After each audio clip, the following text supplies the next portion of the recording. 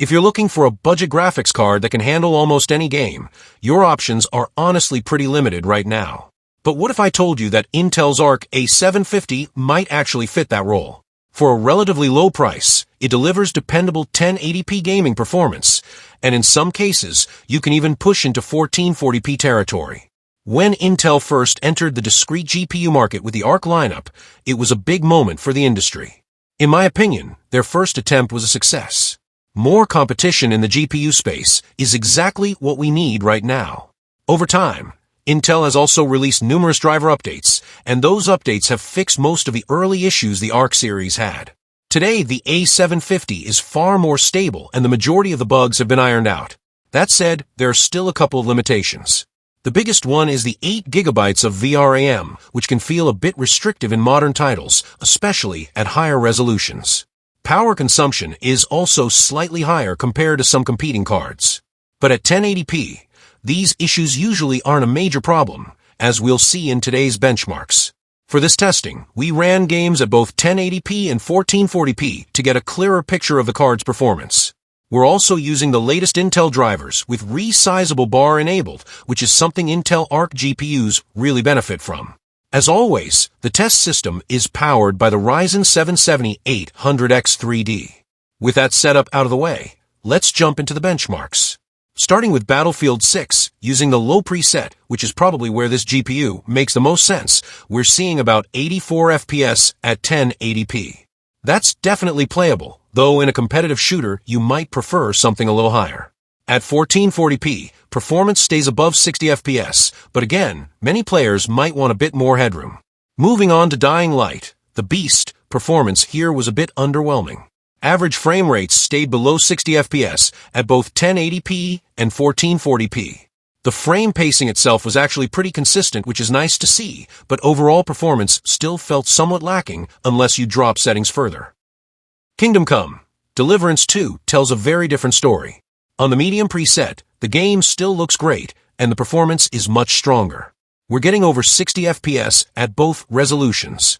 If you're gaming at 1080p, you could even move up to the high preset and still maintain solid frame rates. This title continues to impress with its optimization. Arc Raiders is another game that runs quite well on the A750. On medium settings, we're getting just under 100 FPS at 1080p, which is excellent. Frame times are smooth as well, which is impressive for an Unreal Engine 5 title.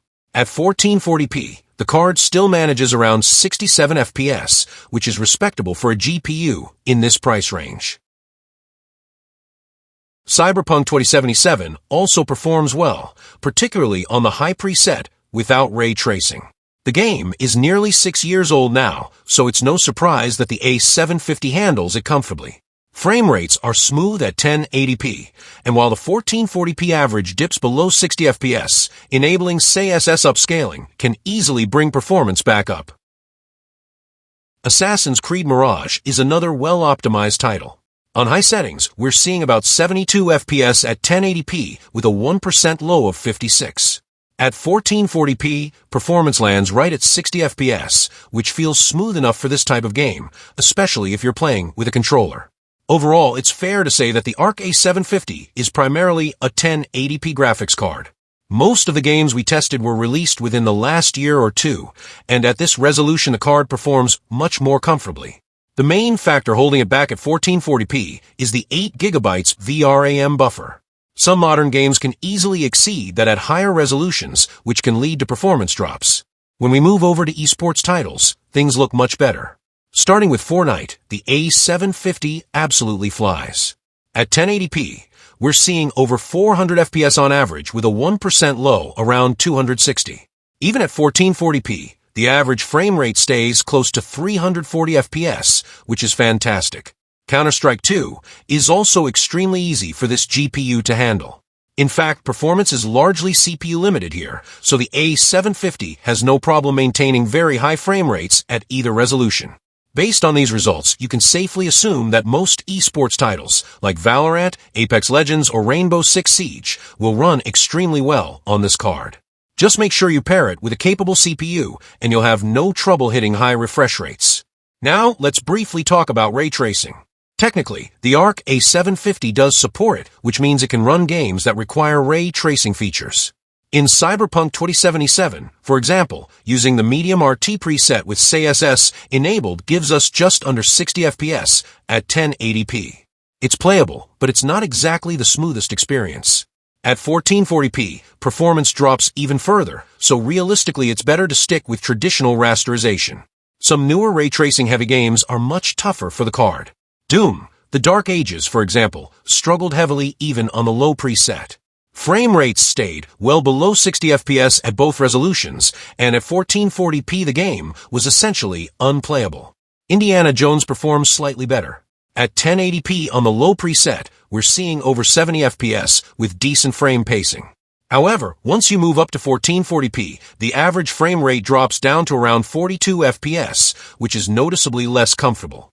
The reality is that just because a GPU supports ray tracing doesn't mean you should always enable it, especially on a budget card like this. Looking at the overall results, the Arc A750 clearly shines at 1080p. Frame rates are smoother, performance is more consistent, and the 8GB VRM buffer holds up much better at this resolution. At 1440p, some games still run fine, but others begin to show the card's limitations. That said, if you really want a game at 1440p, technologies like Intel's CSS upscaling can help quite a bit. Lowering a few settings can also bring performance into a more playable range. Right now, the A750 can often be found on the used market for around $150 to $170, depending on the region.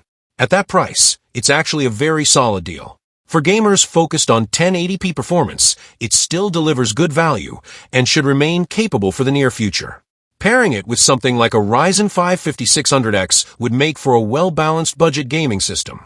And considering how far Intel's drivers have improved, the A750 has become a far more reliable option than it was at launch. So if you're building a budget gaming PC and primarily targeting 1080p, the Intel Arc A750 is definitely worth considering.